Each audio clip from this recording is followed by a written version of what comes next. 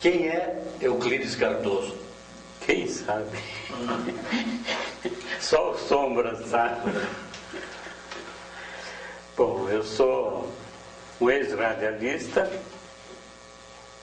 que nasceu em São Paulo, no bairro do Belenzinho, na Rua Cavoca, no dia 3 de abril de 1935.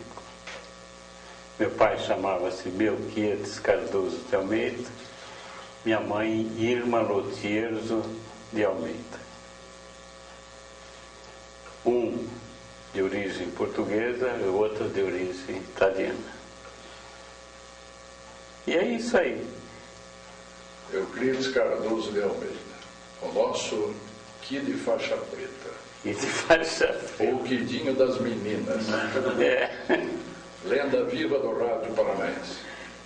Comece pelo início contando quando você subiu aquelas escadarias da Rádio Guairacá à procura de emprego. Bom, eu subi as escadarias da Rádio Guaracá levado pelas mãos generosas do mais humilde funcionário da Rádio Guaracá naquele momento. Ele era o cobrador da emissora. Naquela época não se usava muito o serviço bancário, então as emissoras emitiam faturas que eram levadas em mãos por um cobrador às empresas que patrocinavam eventuais programas de emissão. E ele, sabendo que eu queria trabalhar, e eu estava realmente procurando alguma coisa, para retribuir o muito que eu tinha recebido já dos pais, que me colocaram, quando chegamos em Curitiba, num colégio chamado Novo Ateneu. Era pago, tinha compromissos, etc, etc. Então, um belo dia, ele foi em casa e falou com a minha mãe, seu filho quer trabalhar, tal, eu acho que na Guaracá tem um emprego para ele, na Rádio Guaracá. Quando eles falaram em Guaracá, eu fiquei incendiado, porque eu tinha lá de trás um antecedente muito ligado ao rádio, não na atividade, mas no fato de ouvir rádio desde muito criança, muito cedo. E foi ele que me trouxe até a Rádio Guaracá, na Barão do Rio Branco, me levou a subir aquelas escadarias e me apresentou para um cidadão chamado Ivan Jorge Cury, 2 vezes a minha altura, já naquela época.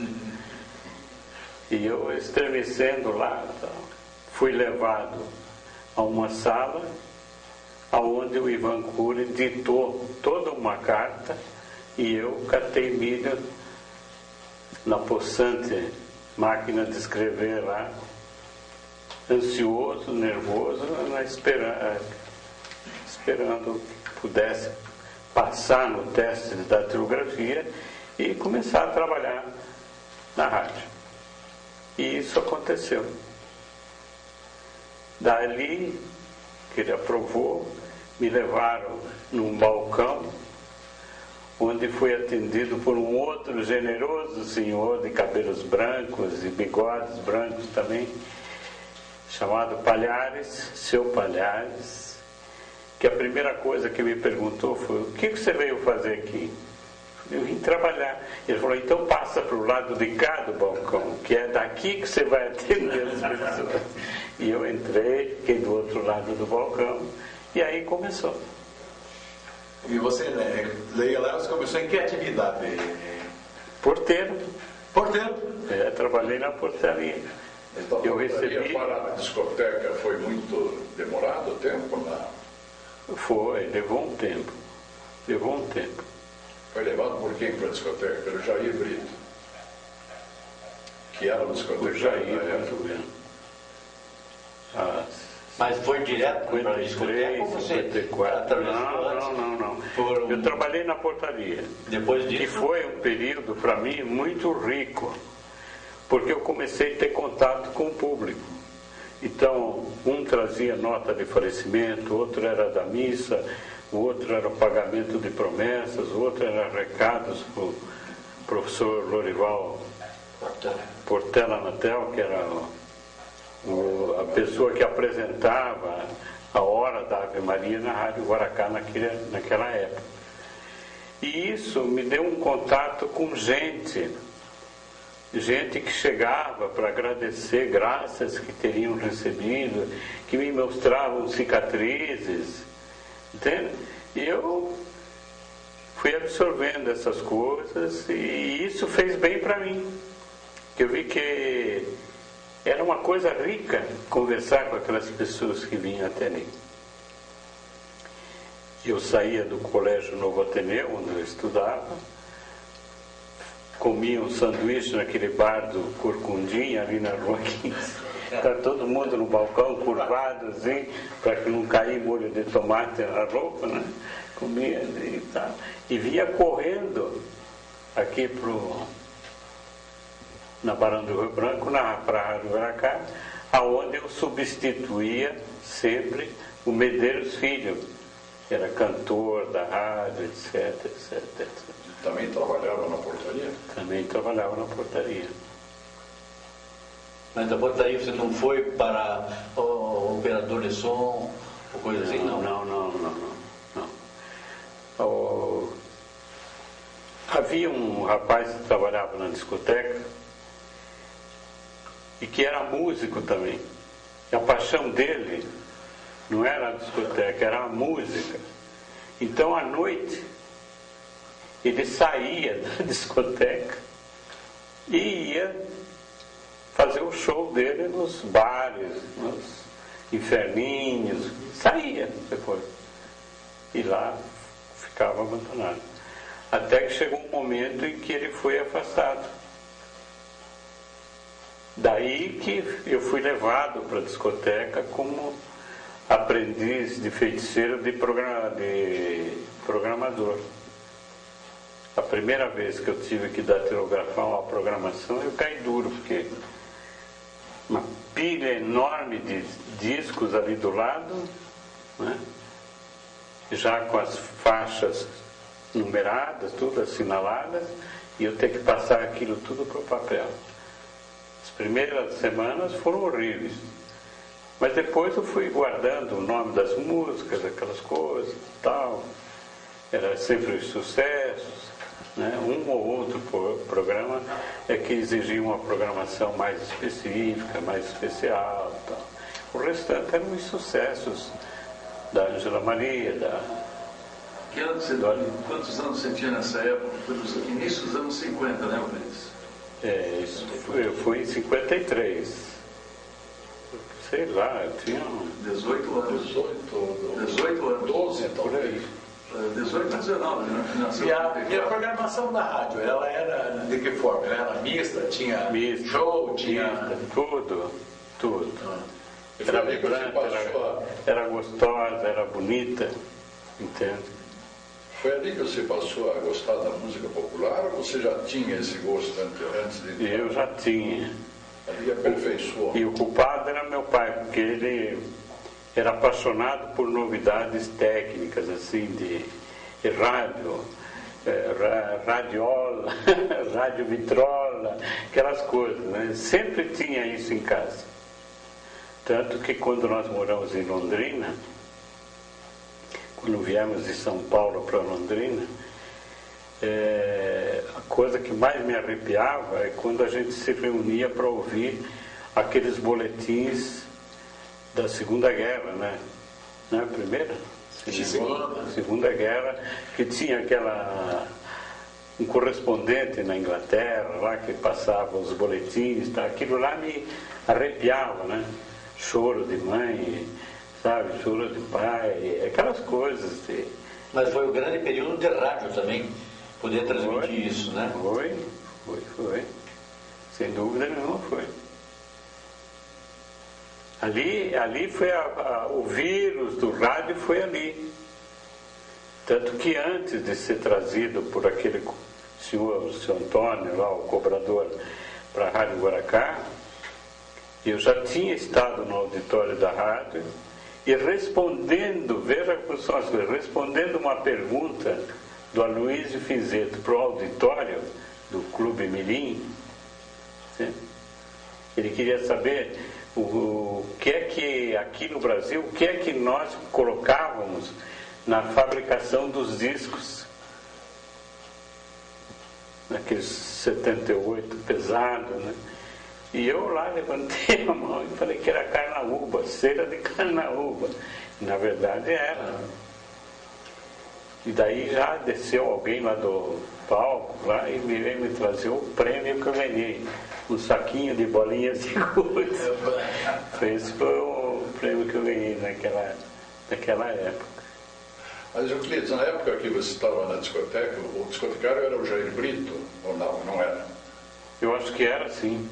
Você passou a auxiliar a ele e depois assumiu a discoteca. Depois ele se afastou também da rádio. Nessa época você já produzia programas ou era simplesmente selecionava a programação? Não. Eu só datilografava. Sim. Depois, com as mudanças que ocorreram na rádio, é que eu fui passando para outras coisas. Eu estava ainda, por exemplo, na portaria, quando uma vez faltou um plantão esportivo e o Rocha Braga, com o Mar Rocha Braga, me convidou para... Euclides, é você vai trabalhar domingo? Eu falei, vou.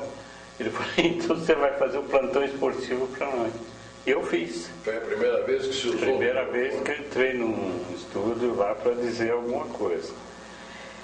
Quando o Rocha Braga voltou da transmissão, ele chegou para mim e falou assim, olha, Euclides, muito obrigado, você fez muito bem o serviço, tal, só que da outra vez você não precisa gritar muito, você fale normal, que o som chega na casa dos ouvintes. Porque eu berrava, né? E não sabia como ele passar um recado para mim, nada. Então, não tinha nem linha de serviço? Aliás, a portaria foi uma outra coisa curiosa também. Quando eu já estava um pouquinho mais enturmado com o pessoal, eu já participava das brincadeiras internas que aconteciam.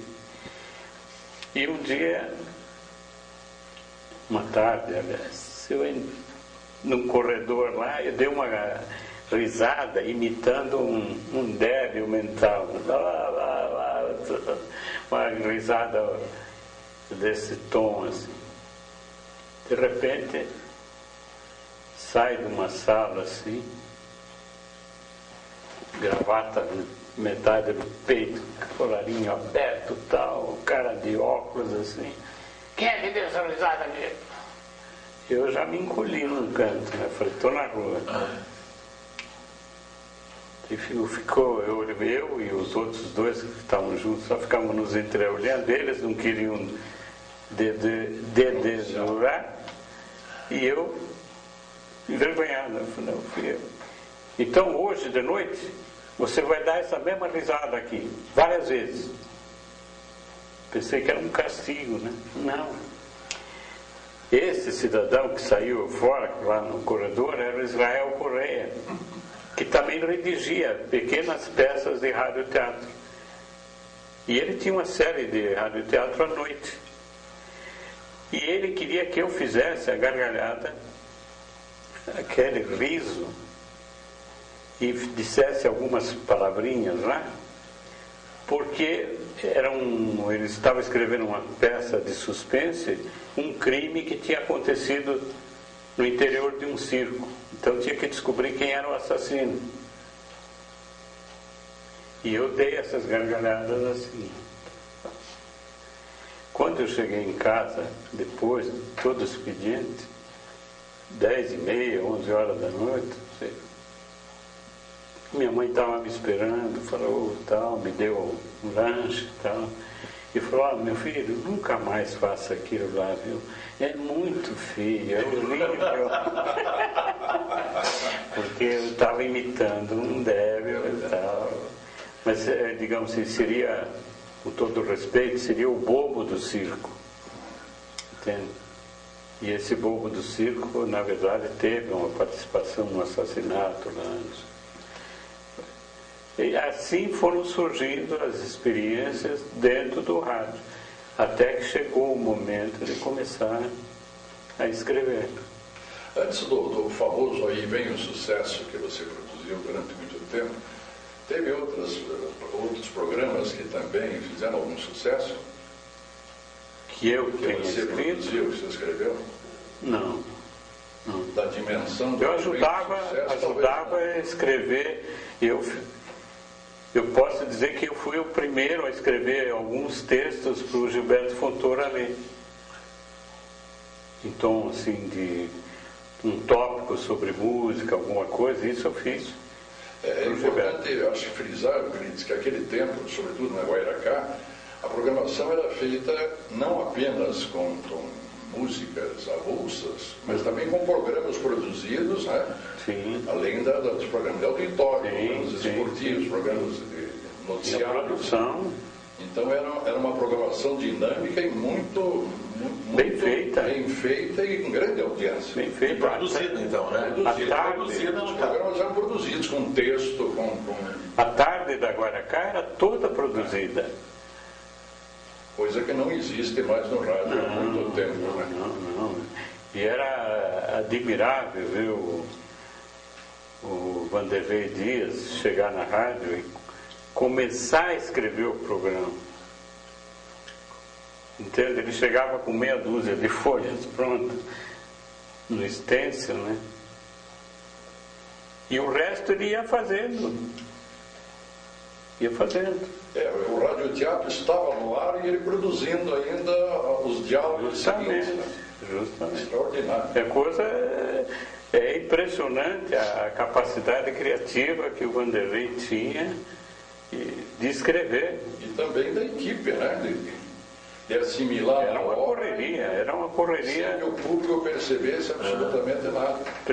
A correria era porque era extensa. Você tinha que passar no mimeógrafo a álcool. Com cuidado, não podia borrar, porque senão como é que o pessoal que estava no estúdio lá ia ver aquilo lá? Então tinha que sair direitinho, fazer.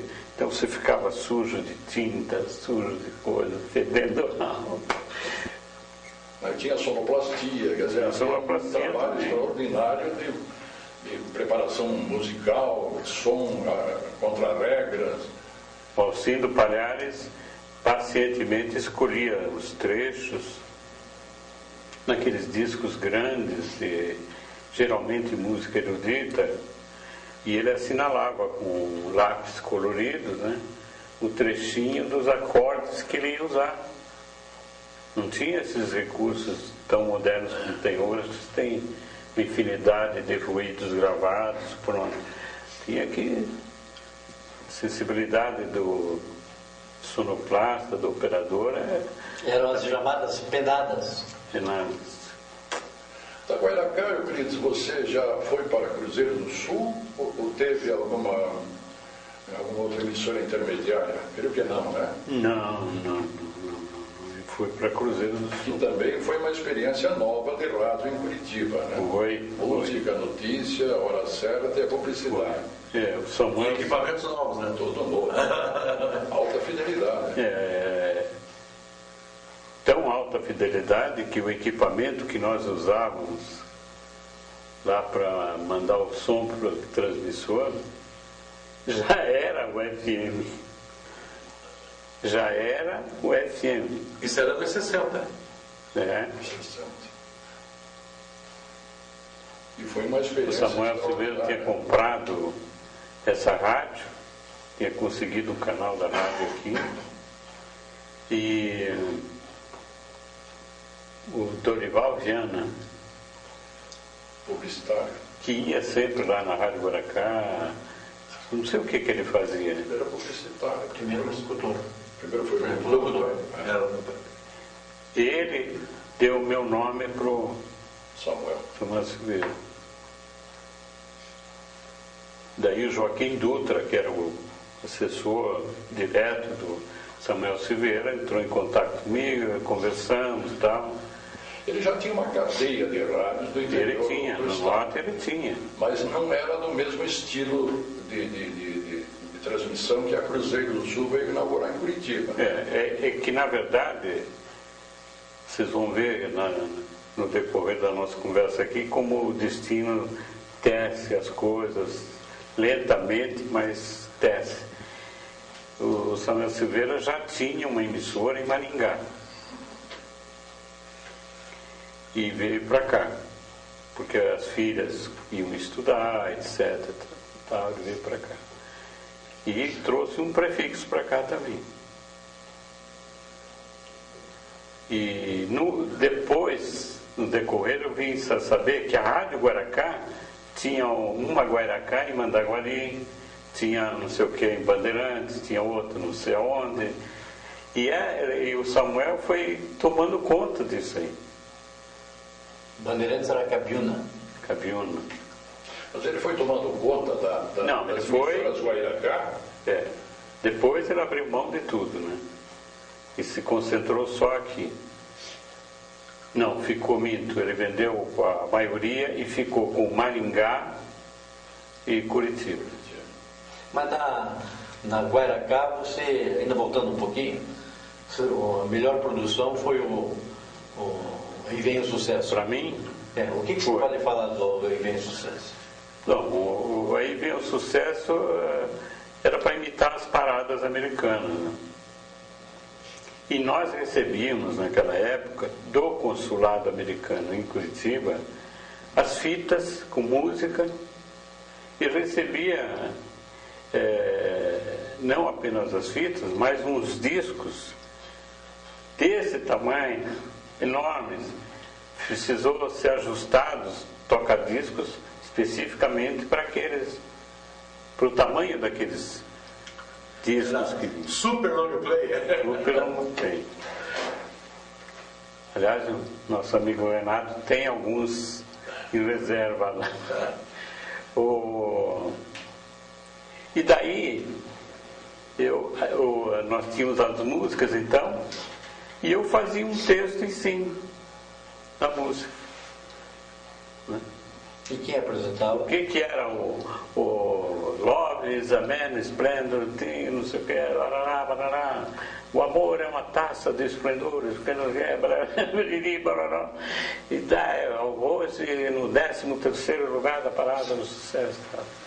E quem apresentava? Bom, primeiro foi, eu acho que o Sérgio Luiz, por um breve período. Depois foi um cidadão chamado Hugo Luciano, de Vozeirão, lá, papapá. Depois foi o nosso preclaro Célio Heitor Guimarães.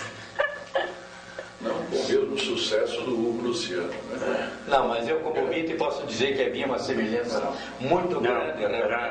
O Hugo Luciano, é importante que se frise, era um goiano que veio a Curitiba estudar medicina, né? Mas já tinha trabalhado em rádio e era um excelente locutor. Então ele valorizou muito aquele programa. Acho que grande parte do sucesso, além do... Eu não me lembro se as outras emissoras tinham uma parada de sucesso assim. Acho que não. Não tinha, não.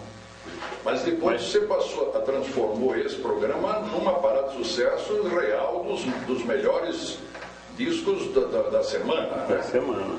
Não tinha nada mais a ver com essa programação mandada pelos Estados Unidos. E acho que é aí que foi o grande sucesso do programa.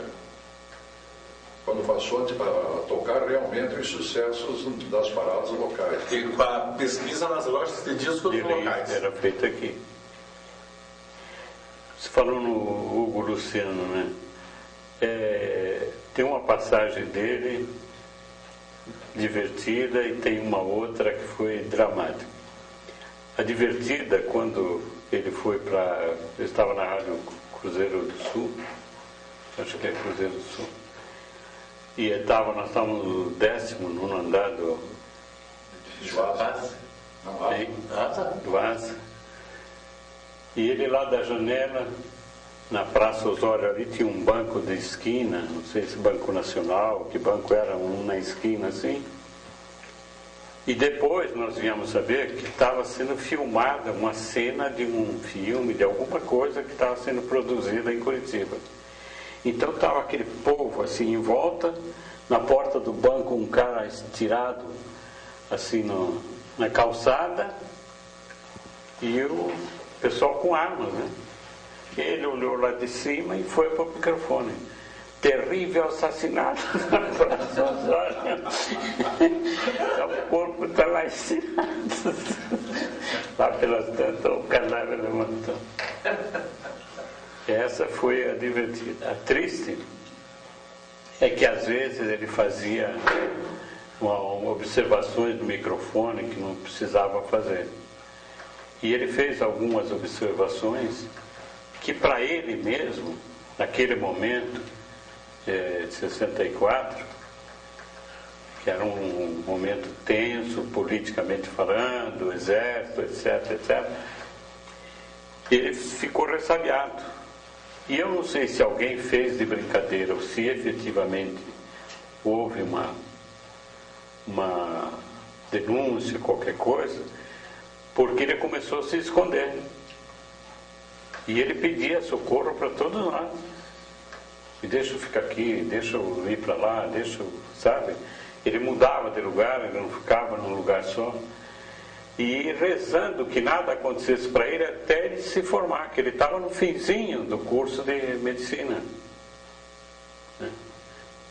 Mas aí, verdade ou não, exagero, o excesso de preocupação, sei lá o quê, eu sei que ele terminou o curso de medicina, se despediu e sumiu. E ele não queria trabalhar em cidades grandes em Mato Grosso, ele queria ir para o interior. Ele falou: quero ajudar a gente pobre. Goiás. Ia para ele, eu quero trabalhar no interior, quero ser médico do interior, não sei o quê. Ele tinha uma visão política dele, né? Sim. E como ele queria aplicar os conhecimentos que tinha recebido. E realmente, quando terminou o curso, ele ficou mais umas semaninhas aqui e foi embora, se despediu. Eu queria, aproveitando que você está falando dessa época, como que era esse início desse movimento no dia a dia das rádios? Vocês tinham pressão, sofriam pressão por noticiários? Como é que era? Eu tinha pressão.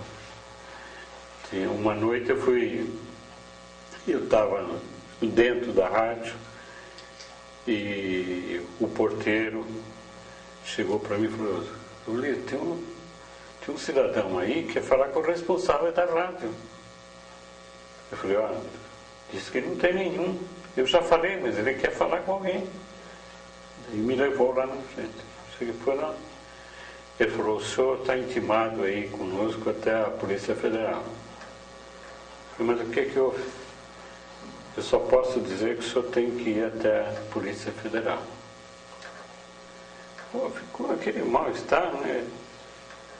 Naquela época eu também usava gravata e paletó e não sei mais o quê. E daí eu falei: então o senhor dá licença, eu vou pegar meu paletó, nós já saímos. Eu falei assim: então o senhor pode ir que eu já vou? Ele falou: não, o Jeep está ali esperando aqui embaixo.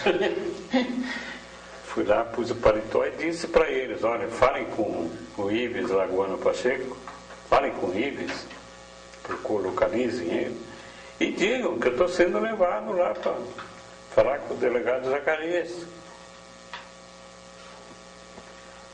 E desci, entrei no Jeep lá, tinha mais um senhor lá, mais soldado lá, e me levaram lá no próximo do Operário, onde a polícia estava num tipo de um castelinho que tinha ali perto, todo de madeira e tal. Quando eu desci do Jeep, no pátio assim, os policiais com camisa fora da calça, camisa aberta, escrachachados, arma na cintura. Falei: meu Deus do céu, o que eu vim fazer aqui? Daí tinha uma escada de madeira aqui, ó, parte de cima, né? Eu subindo a escada da madeira, de madeira, assim, na minha frente, um cara levando um sopapo. Pá, pá, e jogava ele contra a parede. Daí ele esfriou todo, eu falei, mas o que? Daí me colocaram numa sala, sozinho, sala vazia ali, eu só, até um determinado momento. Entravam, e tinha uma tribuna do Paraná em cima da mesa. Entrava um assim, abria a coisa. Como é seu nome? Falava. Dizia, o senhor é de que rádio? Para cá. Fechava isso aí. Daqui a pouco vinha outro, fazia a mesma coisa. Daqui a pouco, se não me engano, não sei se foi o Jair ou se foi o Elon Garcia que chegou. Acho que Elon Garcia chegou também. O que é isso? Eu não sei. Mas por que você foi? Eu não sei. Ninguém fala nada aqui. E o cara continuava fazendo aquele negócio de pegar o jornal.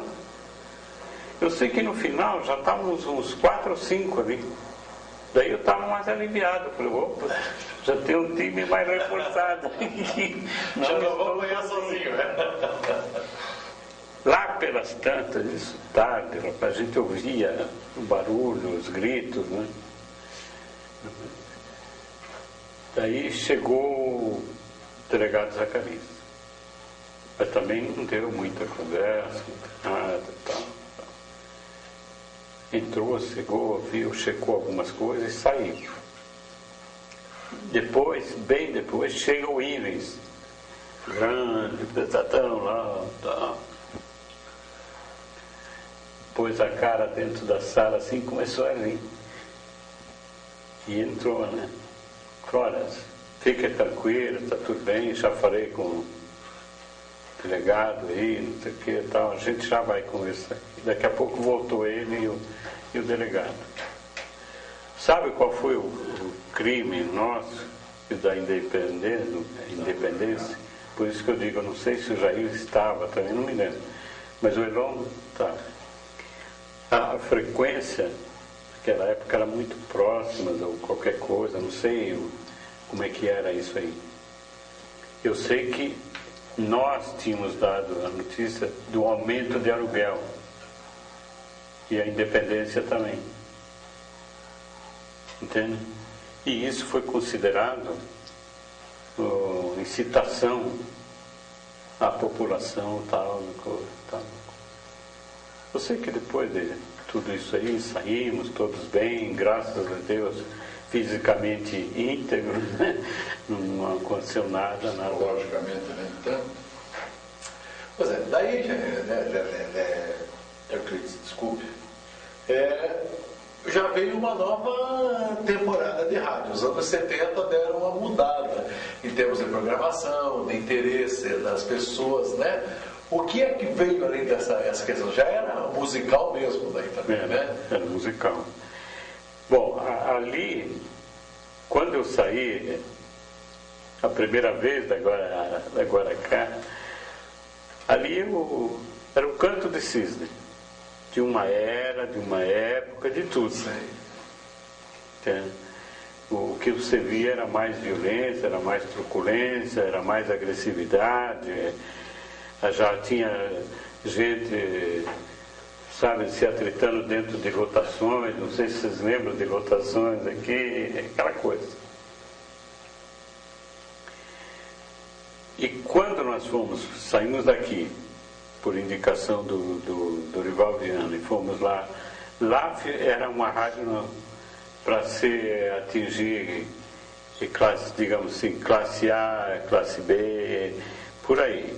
Gente que tivesse poder de anunciar efetivamente nas emissoras, sem se recorrer àquela praga que atingiu todas as emissoras de onda média, lá para trás, nos anos 50, 60, que era a permuta, que foi um prejuízo para todas as emissoras, um descrédito para as emissoras, porque a mulher do dono, do sócio, queria trocar uma cortina, ela fazia permuta, o filho queria a bicicleta Monarch, fazia permuta, fazia permuta, e só não se cuidava das emissoras. Então, nós fomos lá para Cruzeiro do Sul. E ali era um musical mesmo, mais refinado, mais coisa e tal. E marcou uma época razoável. Mas não foi aquele rádio assim, sabe? Não era mais o rádio que você ficava na Guaracá até 11 horas da noite, depois ia ali em cima, como tinha 2 estudantes amigos nossos, que iam num café aqui em cima e tomavam um café com 2 dedos de açúcar assim. Eles eram estudantes de medicina e ganhavam uma merreca, o Luiz Carlos e os irmãos deles lá. Tomava aquele café carregado de açúcar para se considerar alimentado e aguentar o rojão do dia seguinte e ter que ir para a faculdade, estudar, etc, etc, etc. Era um canto de cisne aqui na Guaracá. E para mim foi muito triste essa fase aqui, porque o dia que eu cheguei na rádio e vi a fachada toda da Rádio Guaracá anunciando um teatro de revista lá, eu falei, realmente aconteceu e é o fim.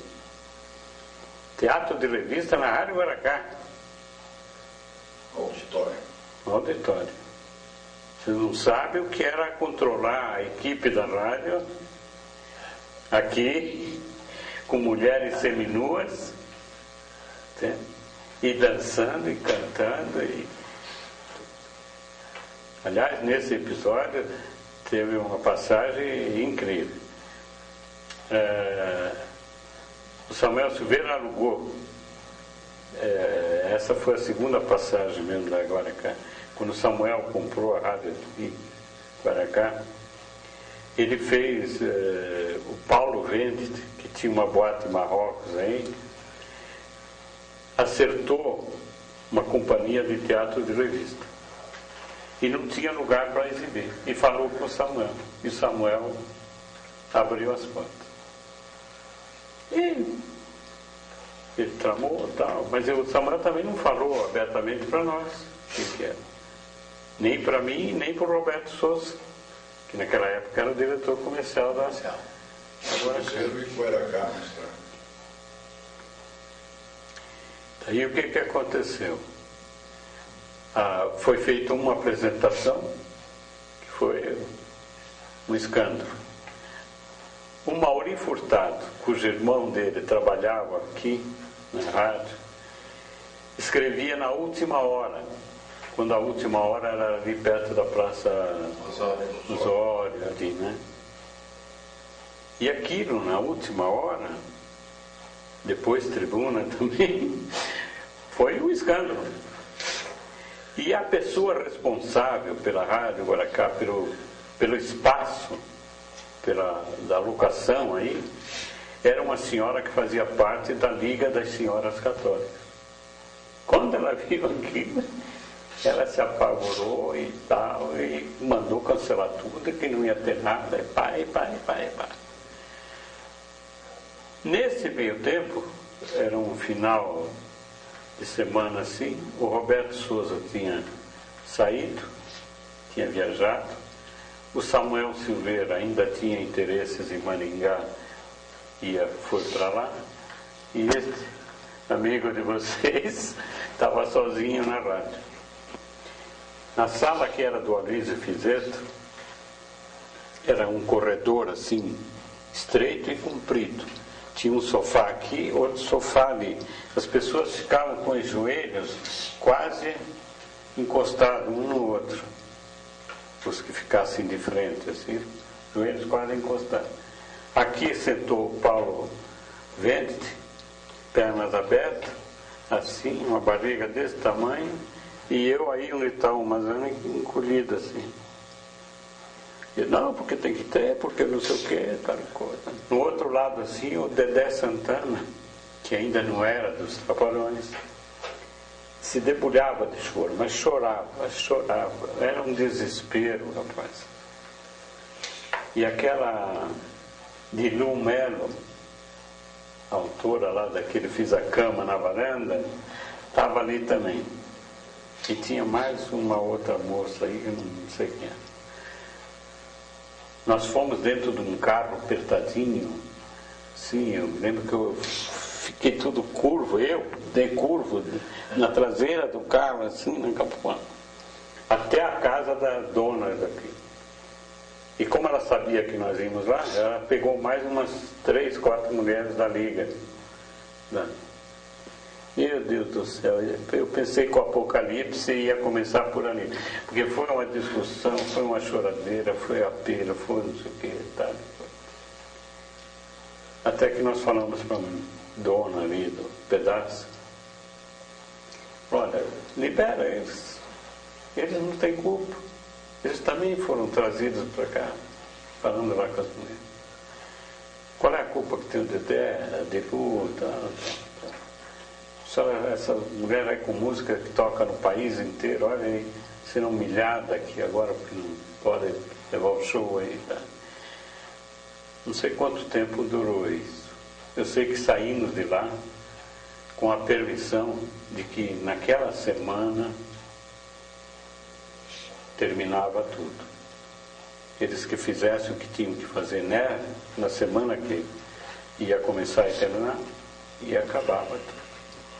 Daí viemos para cá. Daí fomos lá na boate para dizer para o seu Paulo que estava resolvido.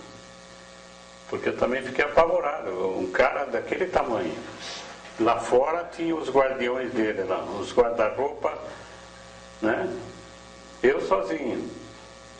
A outra lá, que era a parte mais difícil de ser convencida, acabou convencendo. Cedeu, abriu e falou: mas a partir disso nós fomos lá e levamos na capa. Eu falei: daí o senhor vai se entender com as mulheres da Liga Católica, né? Ele não teve interesse de se discutir com as senhoras lá, né? E daí deixou passar. Mas daí, para mim, nesse momento, aquele tipo de rádio que você fazia com gana, sem se preocupar com ganho, que você fazia com vontade de fazer o rádio pelo rádio, entende?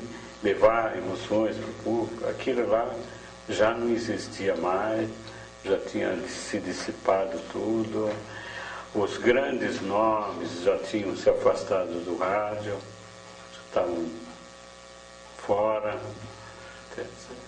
E depois, Euclides, você teve uma experiência interessante com a FM 104. Isso foi logo após a Cruzeiro do Sul e a Guairacá? Ou antes disso, tinha Teve independência, né? Foi antes da Iguaçu, né? Foi antes da Iguaçu. Foi 104, quando só tocava a música foi brasileira. uma experiência extraordinária que não sei Foi um convite do Gilberto Futura. Sim. Ele me convidou se eu queria participar do projeto. Daí eu fui, deixei tudo que estava fazendo. Mas entre A Cruzeiro. saiu a Cruzeiro, daí eu saí também, né? Eu fui A 104 era uma emissora de quem? Quem era o proprietário dela? 104 era Independência, né? Independência. Independência. É. Quer dizer, foi a primeira FM, então, né? Hein? Foi a primeira FM de frequência, né? Não, foi a primeira Não. emissora a tocar Só música brasileira. Só música brasileira. Foi excelente, mas não sei se teve grande repercussão. Não teve, puxa vida. Mas então por que parou? Parou por pressões, mais uma vez.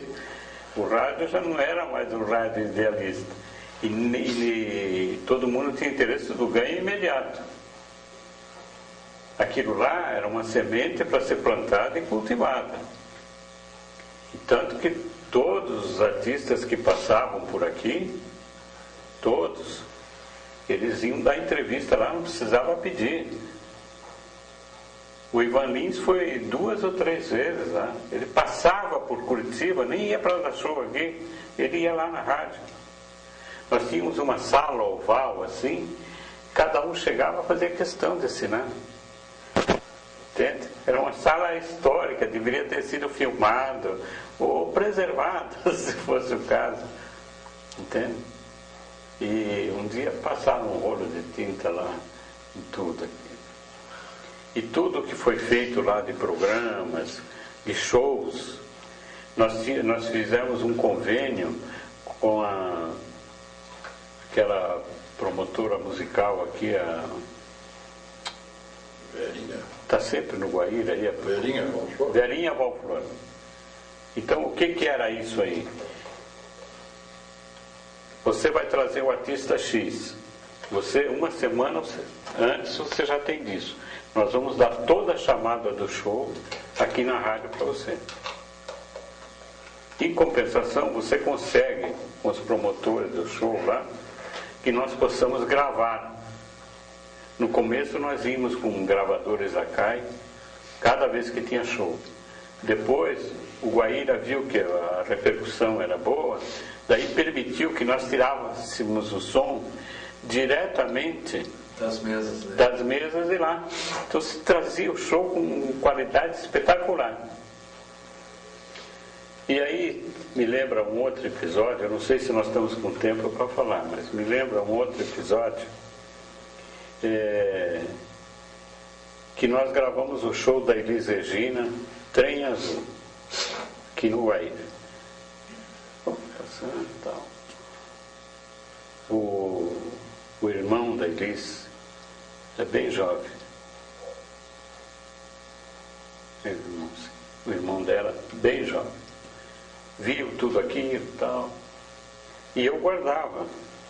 Gravava e guardava. Então tinha show da nata da música brasileira, estava lá. Além dos nomes na parede. Né? Passa-se o tempo.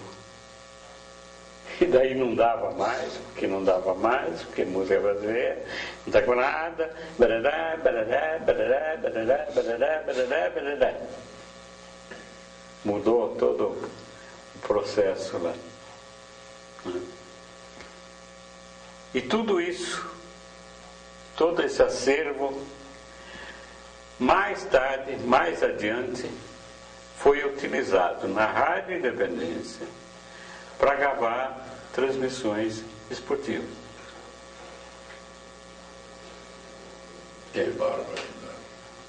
Você conseguiu, eu creio, junto com o Gilberto, provar que é possível fazer uma programação exclusivamente de música popular brasileira, com sucesso e de muito boa qualidade. Infelizmente, os proprietários das emissoras não estavam preparados. E depois houve a experiência de Iguaçu, Cris. Fale um pouco sobre ela. Bom, a Iguaçu... Ela foi sucessora da Guairacá, né? Foi. A Iguaçu foi uma coisa curiosa, que até vou aproveitar, se tiver tempo ainda, de esclarecer um capítulo disso aí. Naquele momento, o JJ trabalhava na TV Iguaçu. E ele exercia uma função lá, que eu não entendo direito o que era, será Diretor artístico. Diretor artístico da TV. E ele conversava comigo e falava assim: Cris, nós temos que fazer uma rádio aí, mas tem que ser uma rádio diferente, uma rádio não sei o quê, barará, barará. E daí se falou na rádio que fazia muito sucesso no Rio, onde tinha o Big Boy. Big Boy, mundial. Rádio mundial. E o Big Boy era um espaço, né? Não era a rádio toda, era um espaço. Mas era um espaço descontraído. Aquela voz de quem não é locutor, mas que marcou pelo tamanho da coisa lá. E pelo tamanho dele também. Então, não foi uma invenção do Euclides, não foi uma invenção do JJ. A ideia estava no ar já com a Mundial. A única coisa que aconteceu depois é que o JJ, em seguida, antes da rádio ir para o ar, ele foi para o canal 4, para a Globo lá. Canal 12. Canal 12. Ora, quem ficou na rádio? Ficou o Euclides. Então, Euclides, você vai mexer com a rádio. Daí, eu convidei o Celso Ribeiro para ir para lá também. E lá, o que nós fizemos de diferente é que ficou a rádio inteira com intervalos musicais que tocava 2 músicas, 3 músicas e 4 músicas seguidas, só por um intervalo de um nome e tal. E no começo eu queria inclusive fazer uma rádio que só fosse lido o texto, que não tocasse comercial gravado. E que aconteceu realmente. E aconteceu. Até quando chegou a Coca-Cola.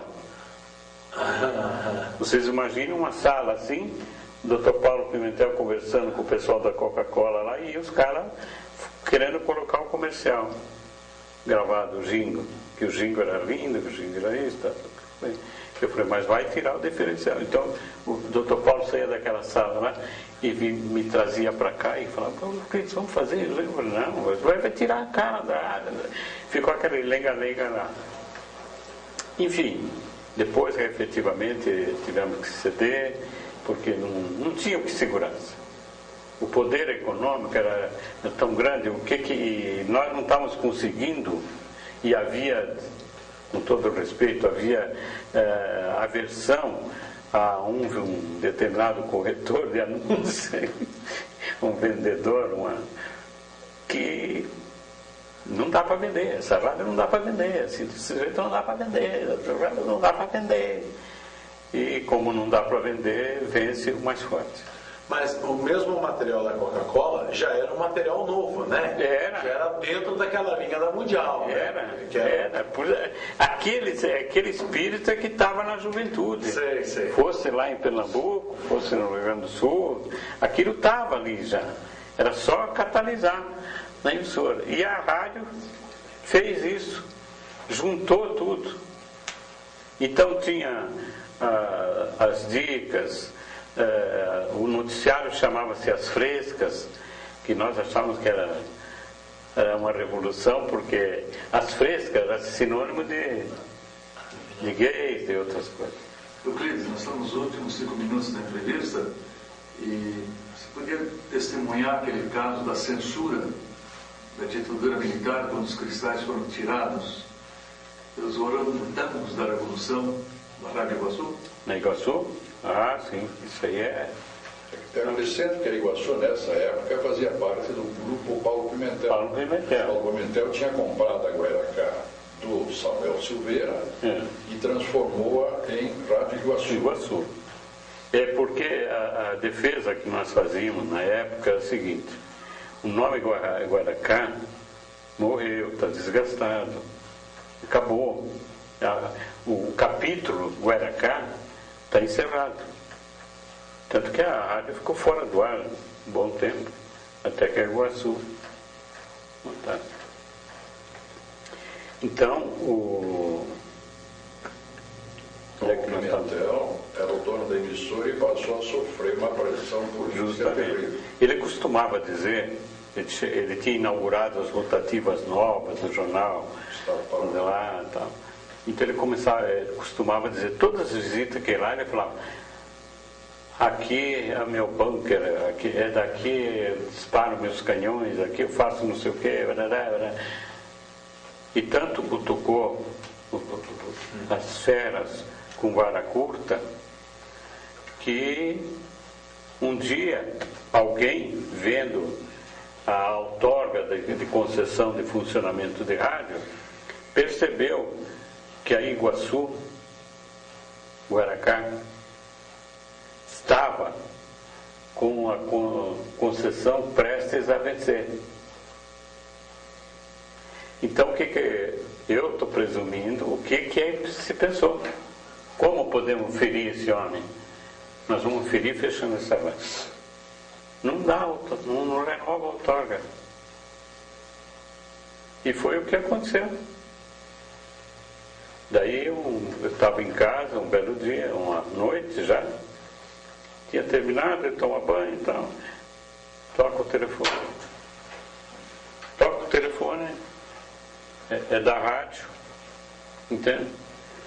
Lá da televisão, pedindo que eu fosse com urgência lá para os estúdios. E eu fui, e não me disseram o que era.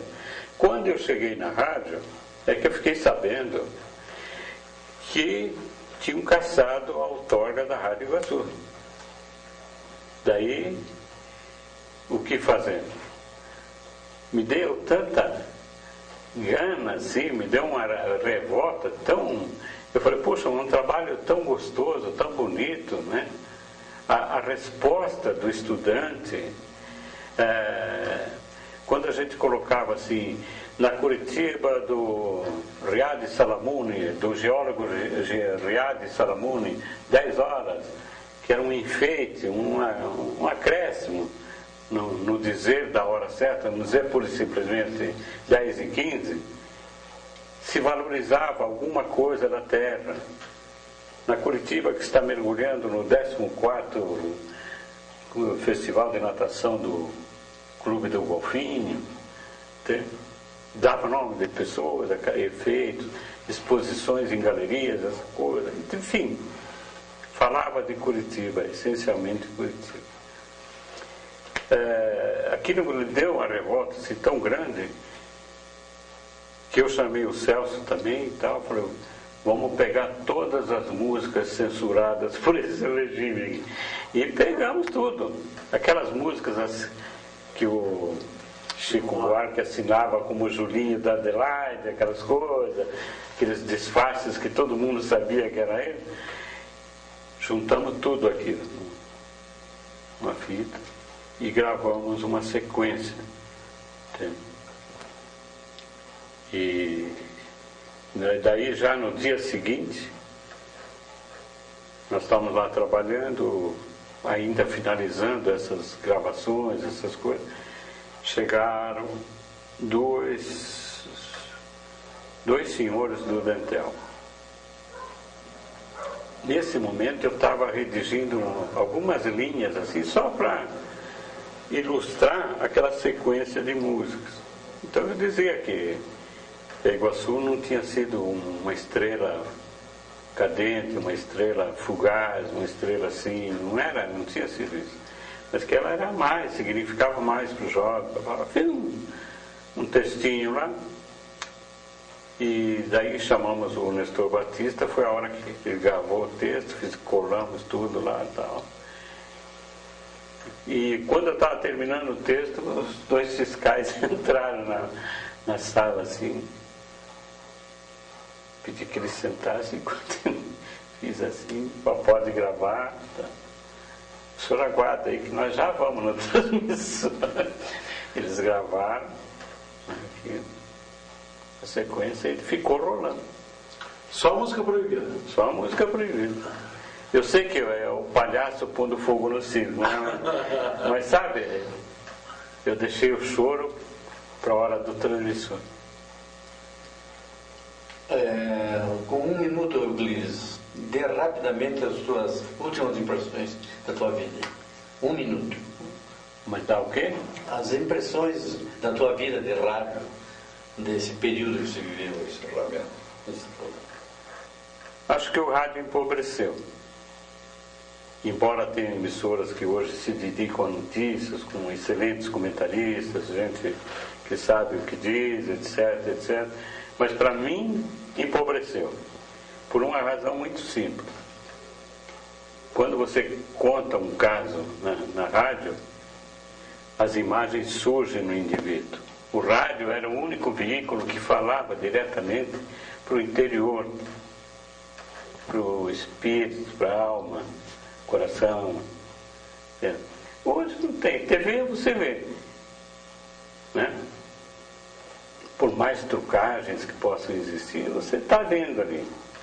Agora, se você diz que tinha uma minhoca dançando no asfalto, não sei o quê, e que uma tartaruga com crista apareceu na praia e tal, você está imaginando, você está vendo. Eu sei, porque quando eu assistia, eu ouvia uma novela que fez muito sucesso aí, e eu via a imagem. Falava em cafezal, eu via o cafezal. Falava que o negro Sebastião estava lá com a peneira, sabe, sacudindo